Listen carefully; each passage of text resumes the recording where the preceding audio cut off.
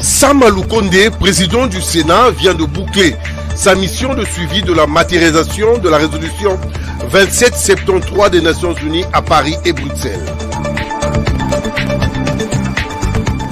5e jour des consultations politiques. Plusieurs plateformes et sociétés civiles ont été reçues par le Conseil spécial du chef de l'État en matière de sécurité. Clôture du mois de la femme, une prière d'action de grâce a été organisée par les femmes de l'Union du Congo UFEC en cycle, une structure spécialisée des femmes au sein du mouvement de libération du Congo. Les détails dans ce journal de Patricia Koula.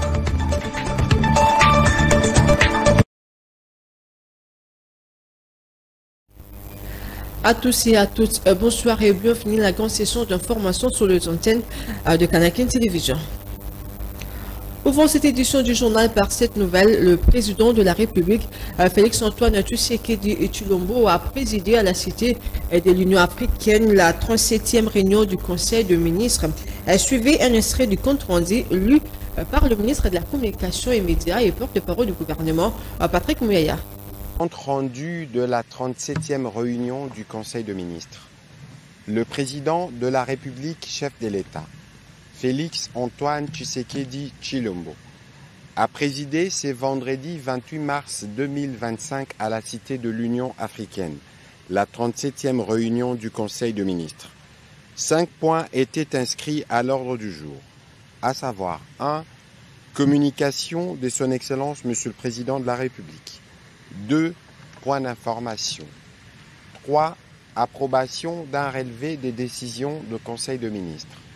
4. Examen et adoption de dossiers. 5. Enfin, examen et adoption de textes. Au deuxième chapitre du Conseil de ministres de ce jour relatif aux points d'information, État et administration du territoire, le vice-premier ministre, ministre de l'Intérieur, a fait le point sur l'état et l'administration du territoire.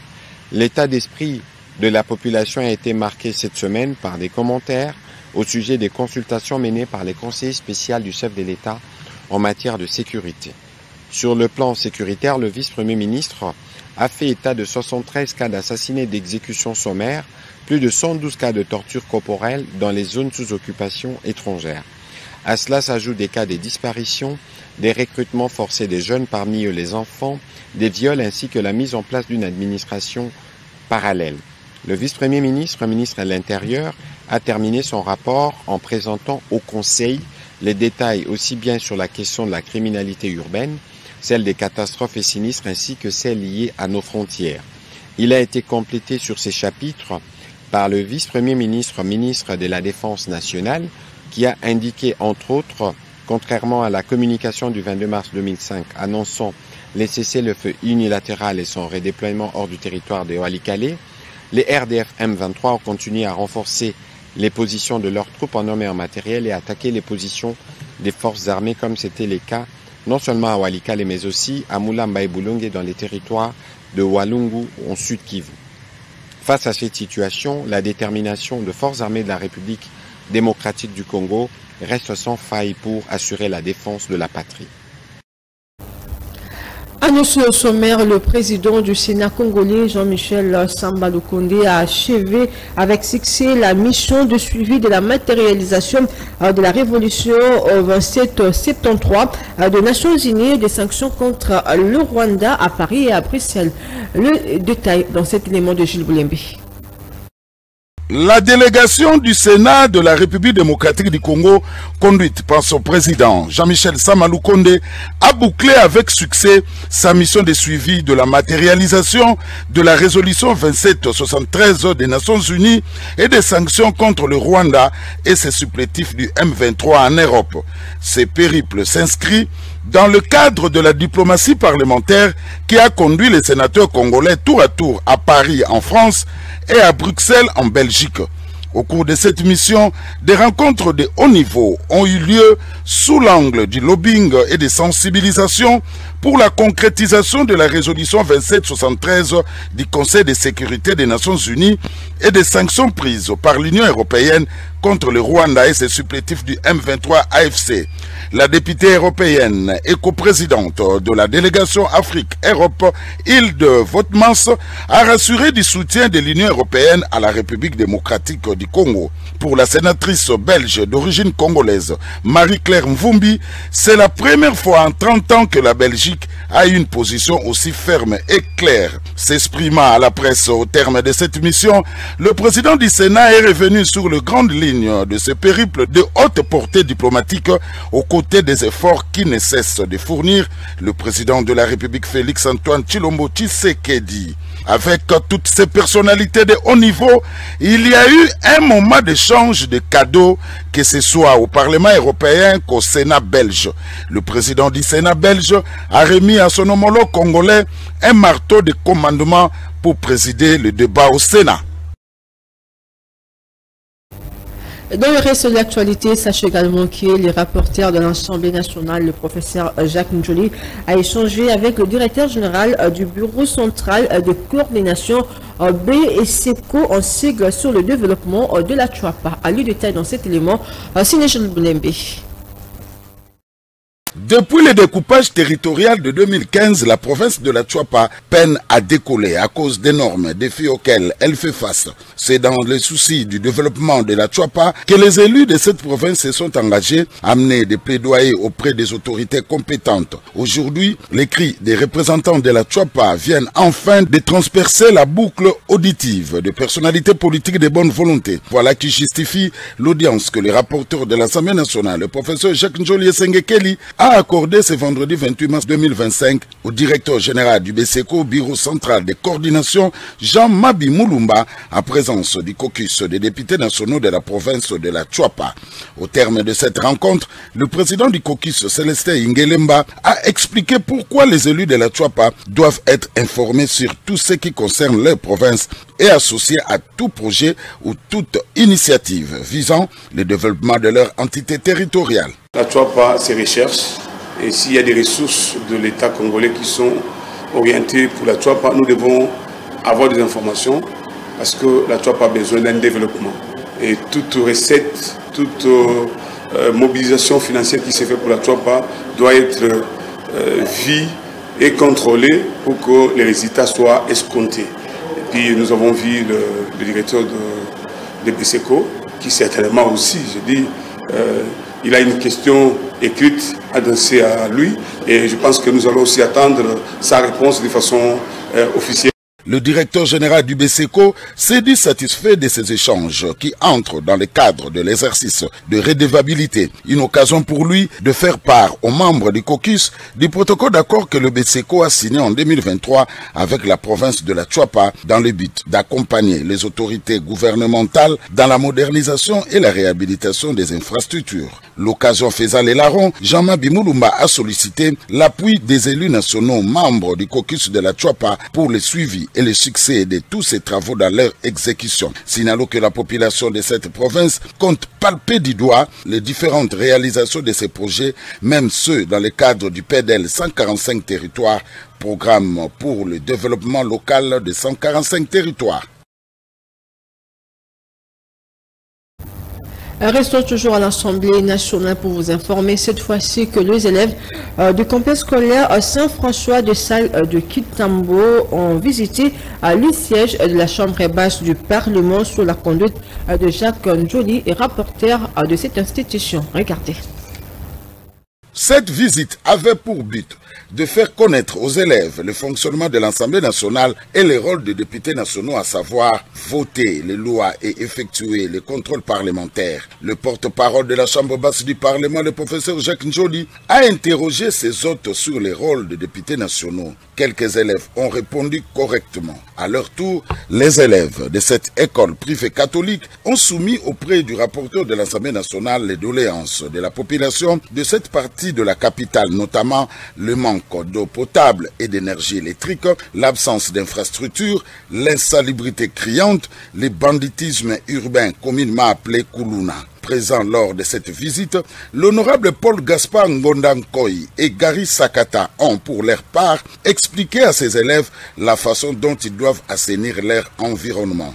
Le professeur Jacques Njoli a demandé à un des élèves de passer à la tribune pour expliquer à ses amis ce qu'il connaît sur l'environnement. Aussi, une élève nommée ministre de l'Environnement de la dite école a-t-elle répondu clairement à la préoccupation de cette autorité. Par cette même occasion, l'abbé Deste Bassonga, administrateur du complexe scolaire Saint-François de Sales, a expliqué l'objet de la visite de ses élèves au siège de l'Assemblée nationale. Une photo de famille a immortalisé cette cérémonie d'échange qui s'est déroulée dans une ambiance bon enfant. La journée de mobilisation nationale sur la masculinité positive a eu lieu à Kinshasa et a connu la participation de l'honorable Dominique Mounongo, rapporteur adjointe de l'Assemblée nationale. Gilles Boulembe. L'honorable rapporteur adjoint de l'Assemblée nationale, la princesse Dominique Mounongo Inamizi, a participé à la journée de mobilisation nationale sur la masculinité positive pour la participation politique des femmes par des actes et non par les paroles. Tenu ce mercredi 26 mars 2025 dans la salle de la Monisco à la concession Ictes Africa à la commune de Ngalema. Pour moi, c'est une bonne chose que tout le monde s'approprie un peu de cette date du 31 mars, donc c'est très bientôt.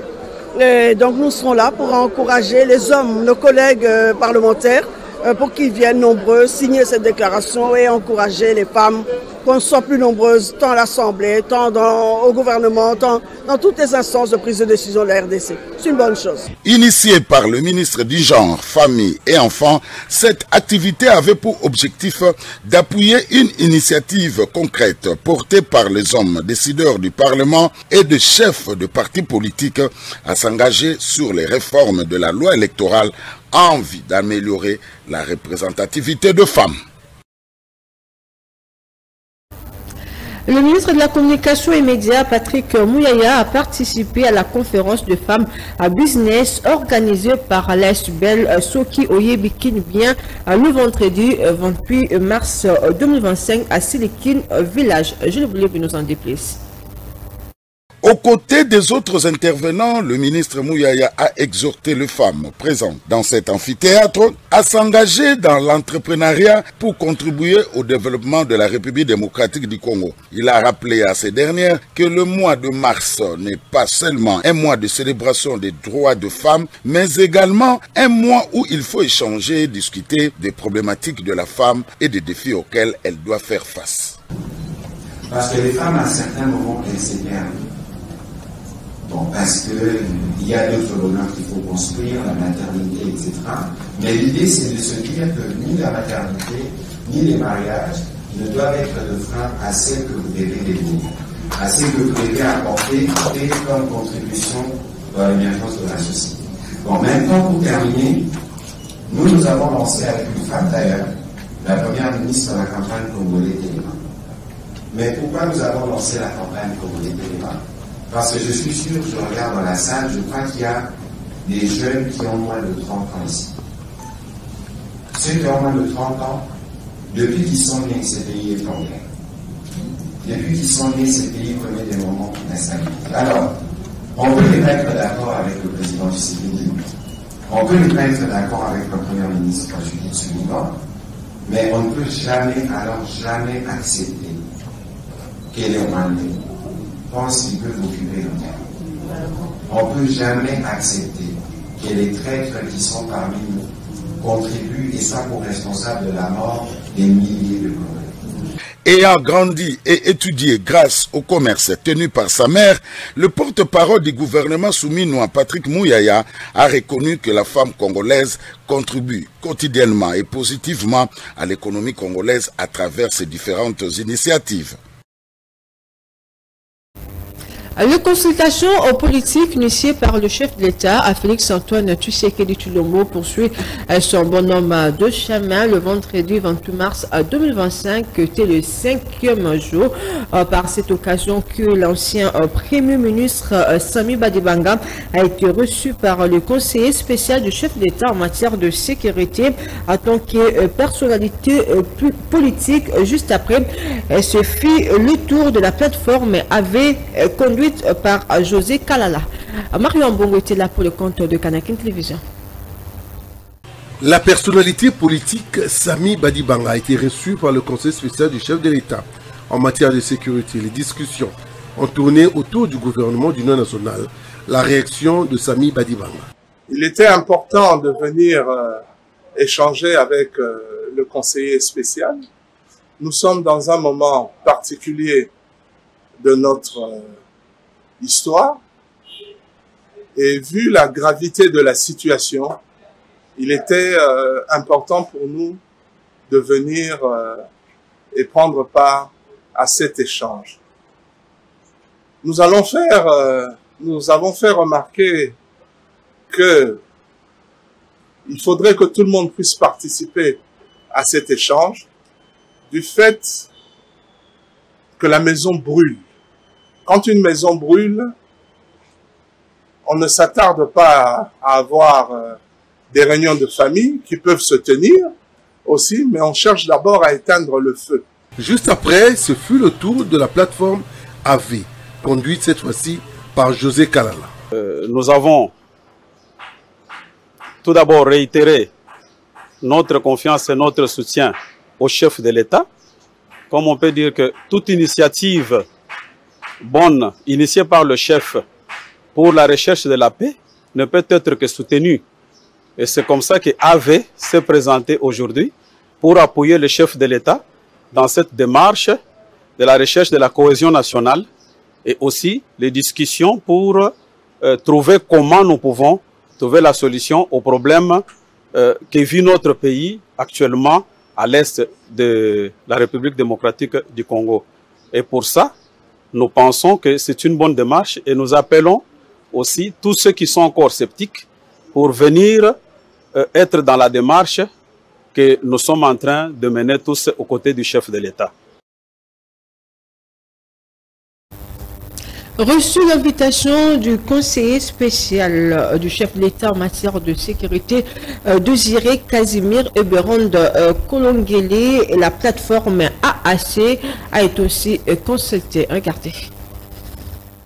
La plateforme AAC, fort des enjeux et conscient du danger qui guette la République démocratique du Congo, en vrais patriotes, ils ont été reçus par le conseil spécial du chef de l'État. À l'issue de ces échanges, nous avions réaffirmé le principe de l'intégrité territoriale du Congo, de la souveraineté du Congo, notre souveraineté, mais aussi de la souveraineté de l'exploitation de nos ressources naturelles. Comme vous le savez, tous les malheurs qui nous abattent aujourd'hui, c'est tout autour de nos ressources. Alors pour nous, c'est la question liée à la souveraineté de l'exploitation des ressources par les Congolais eux-mêmes n'a pas de débat. Nous avons aussi échangé sur la question liée aux institutions. Et nous avions aussi réaffirmé l'obligation de protéger les institutions actuelles.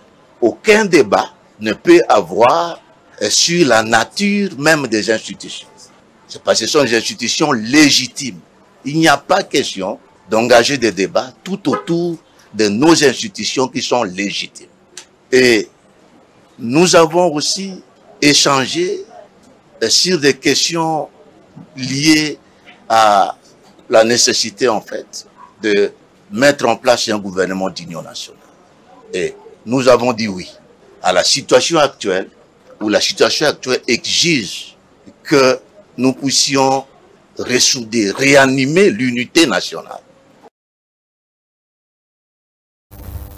Et restons toujours dans ces chapitres. L'ancien ministre de la Défense nationale, Sylvain Mutombo, a conduit la majorité parlementaire lors de ses consultations, ainsi que Vitakuira du regroupement P2C. Regardez.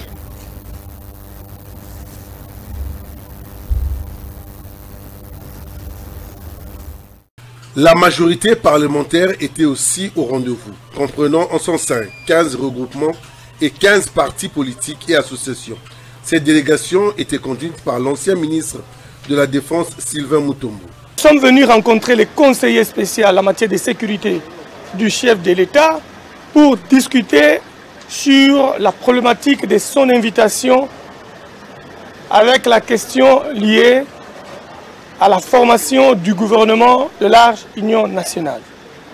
Tous les partis politiques et regroupements ainsi que de personnalités qui nous ont accompagnés ont été d'accord sur le principe de la protection de la souveraineté nationale, sur le principe de la protection des intérêts vitaux, sur le principe de la considération des institutions établies et leur protection et sur le respect de la Constitution.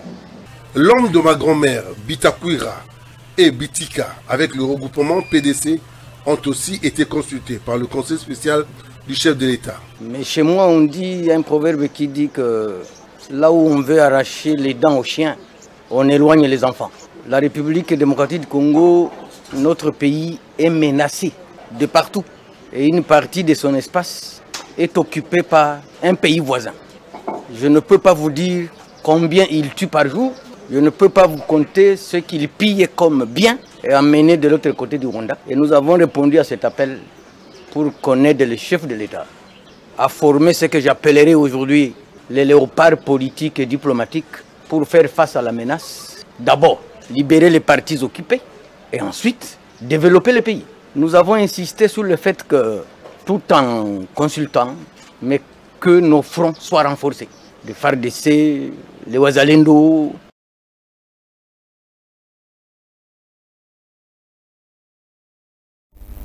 Et bouclons le dossier de consultation par cet élément sur la soirée du vendredi 28 mars 2025 et que la plateforme Horizon 2023 a été consultée par le conseiller du chef de l'État en matière de sécurité. S'en suivra la plateforme ABG. La plateforme Horizon, fidèles à leurs valeurs, ont aussi été consultés par le conseiller du chef de l'État en matière de sécurité, question d'apporter leurs idées.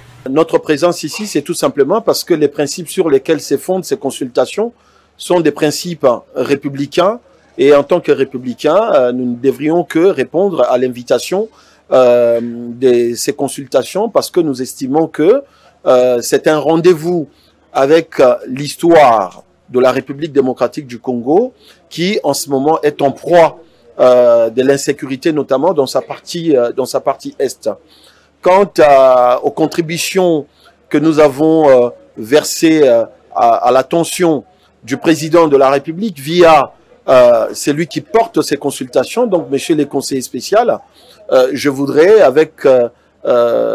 solliciter votre indulgence parce que c'est la teneur de ce que nous avons déposé comme contribution, nous les réservons à son excellence, monsieur le président de la République.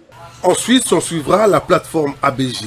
Ici aussi, apporter les idées pour bâtir le Congo de demain était très crucial. Nos entretiens ont tourné autour d'abord de l'intégrité de notre pays, qui est intangible, autour de la formation du gouvernement d'union nationale. Et parlant de l'intégrité territoriale, tout Congolais, là où il est, doit d'abord savoir que le Congo, ce n'est pas l'affaire du président de la République, c'est l'affaire de nous tous. Et que personne ne peut accepter qu'un seul mètre de notre territoire nous échappe. Ça, c'est quelque chose dont on ne peut même pas discuter. Parlant du gouvernement d'union nationale, c'est un gouvernement qui se compose au moment spécial. Nous sommes en pleine guerre. On a besoin de personnalités qui peuvent quand même apporter un plus par rapport à ce qu'on a vécu, afin qu'aussi, de manière aussi que ceux qui nous agressent sentent qu'en face d'eux, il y a un gouvernement qui est là juste pour mettre fin à cette guerre-là.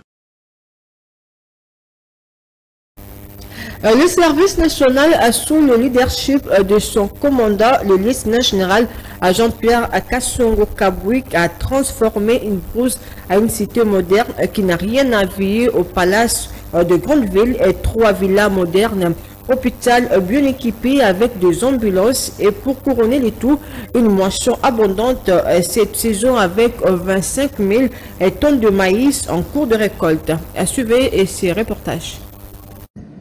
Le drapeau tricolore qui flotte avec fierté sur le parvis de l'aérogare général d'armée Denis Kaloumé Nombi à Kanyamaka CC. Ce pavillon moderne avec ses salons présidentiels et VIP sont la preuve irréfutable du vent de la modernité qui frappe sur cette cité du Olomami. Aussitôt atterri, le lieutenant général Jean-Pierre Kassongo Kabouik se met immédiatement au travail. Infatigable, le voici qui prend lui-même les commandes de cette immense moissonneuse-batteuse. Pendant plusieurs heures, seul aux manettes, le commandant SN s'adonne à ce qui le passionne le plus depuis 23 ans. Cette année, en 2025, de faire de Kanyamaka CC la plus grande ferme de maïs au Congo. Parce que nous allons faire 8000 hectares. Nous avons fait 5000, mais nous sommes plus loin là, vous allez voir. Nous sommes déjà en train de dessoucher. Nous allons arriver à 8000 hectares cette année. Et l'année prochaine, nous allons arriver à 12 000 hectares. Il n'y a pas une seule ferme. Des ambitions à la dimension du pays, faire des KCC la première grande ferme agricole en Afrique. Un défi certes difficile, mais pas intenable. Ici, on ne gagne pas que de bonnes intentions, mais on va au-delà des discours. Pas des jours fériés, engins et personnels tournent et se relayent sans arrêt. Sur ce site, par exemple, un grand hôpital moderne est sorti des terres. Ses équipements et ses ambulances sont déjà à Lubumbashi. Le journal Kasongo dit vouloir en faire le plus grand hôpital orthopédique du pays. KCC, c'est aussi la cité Mandala ici en construction. Le nom a été donné en hommage à un chef coutumier local. La cité abritera des appartements modernes, une salle de conférences et un aire de jeu. L'objectif est d'accueillir des grands événements officiels, dont le Conseil des ministres ou encore la conférence des gouverneurs. De la brousse à une cité moderne, la transformation des KCC est le résultat d'un parfait mélange entre idées novatrices et volonté de servir.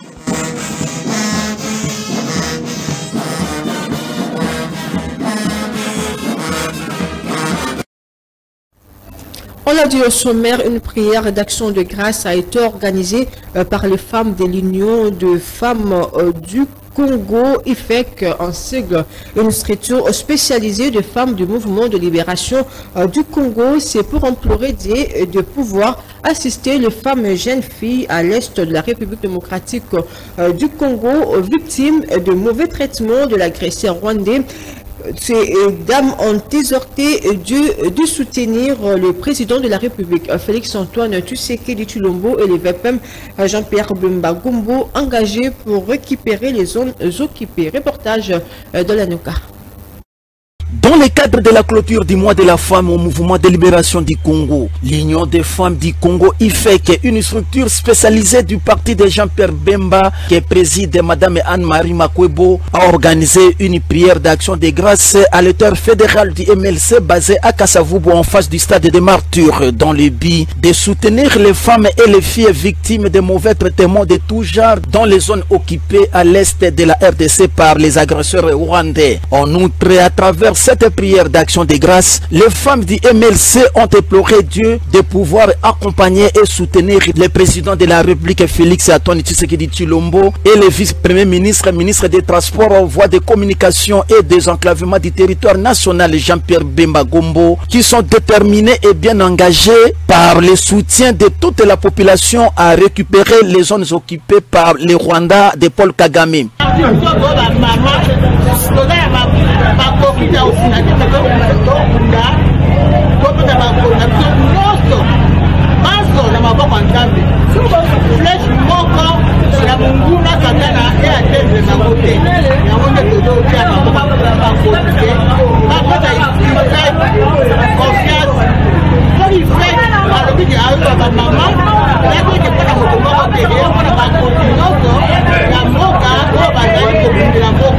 L'Union des femmes du Congo IFEC, structure spécialisée de femmes au MLC, invite la population de s'approprier de la campagne d'éveil de conscience du peuple et de la mobilisation des jeunes de pouvoir intégrer les forces armées de la République démocratique du Congo pour défendre le territoire national. C'est l'essentiel de l'actualité de ce samedi 29 mars 2025. Place à présent au rappel de titre.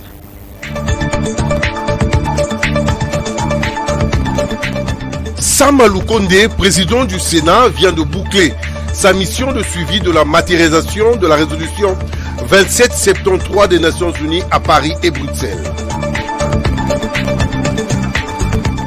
5e jour des consultations politiques.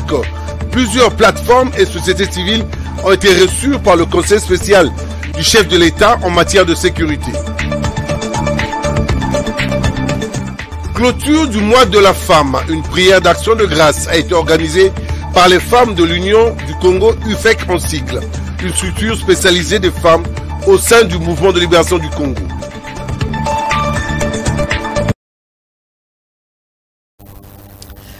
À tous et à toutes, merci pour votre attention soutenue. Merci à Suleiman Bouyo, Mike Mwaka, à Tony Binda, Mario Ambongo et Jules Boulembi. Si Dieu nous prête vie, je vous retrouve à la semaine prochaine. Mais entre-temps, bonne suite de programme sur nos antennes. Au revoir.